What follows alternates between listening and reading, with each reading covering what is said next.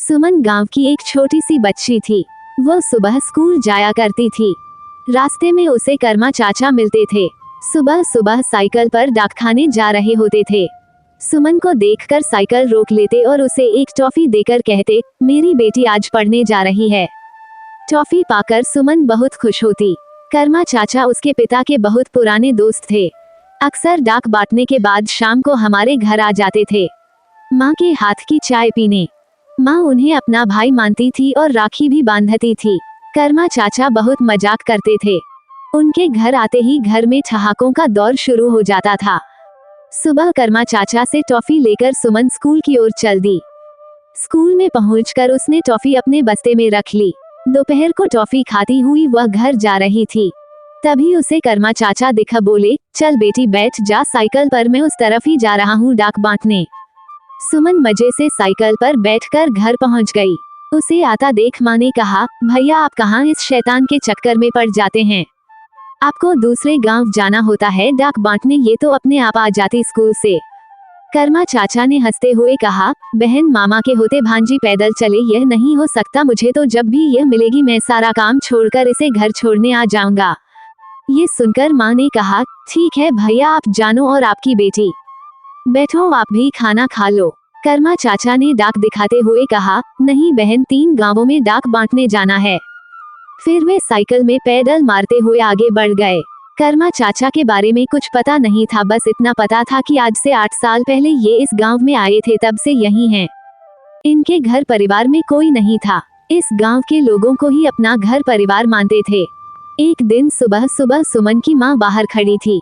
तभी कर्मा चाचा दूर से आते दिखाई दिए।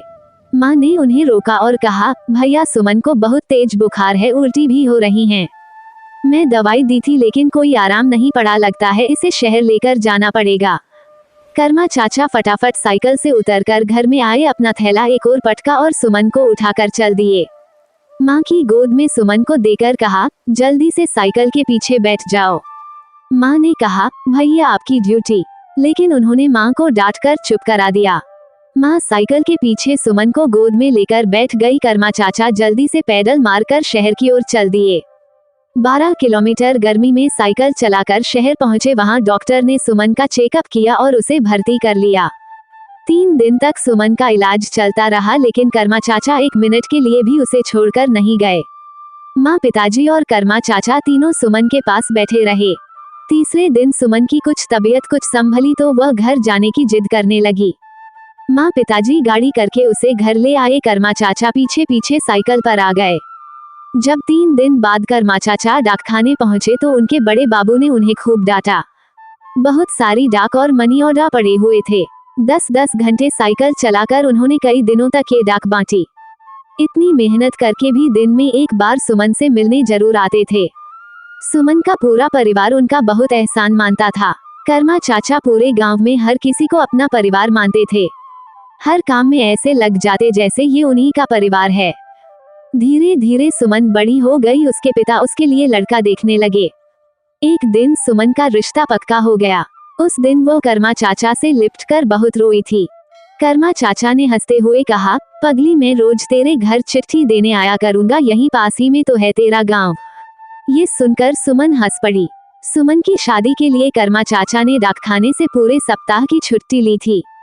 वैसे इसके लिए उन्हें लगभग 1 महीने तक ज्यादा मेहनत करनी पड़ेगी और पैसे भी कटेंगे। पूरी शादी पिताजी और गांव वालों के साथ कंधे कंधा मिलाकर कर्मा चाचा ने काम करवाया। माँ का कोई भाई नहीं था तो भात की रस्म भी कर्मा चाचा ने निभाई। सबके लिए उपहार लाए, साथ में सबको भेंट भी दी। पिताजी ने मना भी किया तो उन्हें डांटने लगे। सुबह सुमन की विदाई होने वाली थी। वह अपनी माँ से, पिता से, बाकी सहेलियों और रिश्तेदारों से मिलकर रो रही थी, लेकिन कर्मा चाचा कहीं नजर नहीं आए। वो उन्हें याद करती रही। 1-2 आदमियों को उन्हें ढूंढने भेजा भी, लेकिन वे कहीं नहीं मिले। सुमन के मामा शायद उसको विदा होते नहीं देख सकते थे, इसलिए कहीं छिप गए थे। कुछ दिन बाद जब सुमन घर आई तब कर्मा चाचा मिलने आए, लेकिन वो गुस्सा होकर बैठ गई। बहुत कोशिश करने पर बड़ी मुश्किल से मानी थी। कुछ दिन बाद सुमन अपने ससुराल में व्यस्त हो गई। इसी तरह कई साल बीत गए। इसी बीच सुमन के पिता का देहांत हो गया। सुमन जब गांव पहुंची तो कर्मा चाचा से लिपटकर बहुत रोई। कर्मा चाचा भी अब बूढ़े हो गए थे। कई साल बाद सुमन अपने 5 साल के बेटे को लेकर गांव गई। वो अपनी माँ से मिलकर सीधे डाकघर की ओर चल दी। कर्मा चाचा से मिलने, लेकिन जब वहां पहुंची तो वहां कोई नया डाकिया बैठा डाक संभाल रहा था। ये देखकर सुमन घर वापस आ गई। माँ से पूछा, माँ कर्मा चाचा कहाँ हैं? क्या वो अब डाकिया नहीं रहे? माँ ने बताया, बेटा बहुत बुरा हुआ तेरे कर्मा चाचा के साथ। 2 साल पहले वे डाक बांटने जा रहे थे, तभी कुछ लोगों ने उनके मनियार्डर के पैसे छीन लिए और उन्हें मारा भी। रकम ज्यादा थी, जमींदार के बेटे ने भेजे थे। जमींदार ने गांव वालों के साथ मिलकर सारा इल्जाम कर्मा चाचा के ऊपर लगा दिया। उनकी नौकरी चली गई, साथ ही न अब पेंशन मिलेगी न कुछ और मिलेगा। अब वो गांव के बाहर मंदिर के पीछे एक खाट पर पड़े रहते हैं, कोई कुछ दे जाता है तो खा लेते हैं। मैंने बहुत कोशिश की कि वे हमारे घर आ जाए, लेकिन वे नहीं माने। बोले सुमन के पिता होते तो जरूर आता, बहन पर बोझ नहीं बन सकता। सुमन भागती हुई कर्मा चाचा के पास गई। उसने देखा एक टूटी हुई खाट पर डाकिये की फटी पुरानी वर्दी पहले कर्मा चाचा लेते हैं। हंसते मुस्कुराते हुए चेहरे की जगह झुर्रियों से भरा सूखा सा चेहरा, आंखों के नीचे काले गड्ढे। सुमन उनके पास गई तो डांटते हुए बोले, भाग यहाँ से, यहाँ मत आ, मुझे टीबी है, तुझे लग जाएगी। सुमन डर गई, वह दूर से कर्मा चाचा को देखती रही। कर्मा चाचा कुछ देर देखते रहे, फिर बोले, जा बेटी, मैं तो अब तुझे टॉफी भी नहीं दे सकता, मेरे पास आने की कोशिश भी मत करना। सुमन रोती हुई वापस आ गई। कुछ देर माँ के पास बैठकर रोती रही, फिर वापस ससुराल चली गई।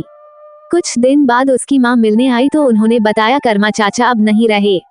एक जिंदादिल इंसान जिसने सबकी भलाई की, उसका ऐसा अंत। सबकी खुशियों की डाक बांटने वाला खुद अकेला रह गया था।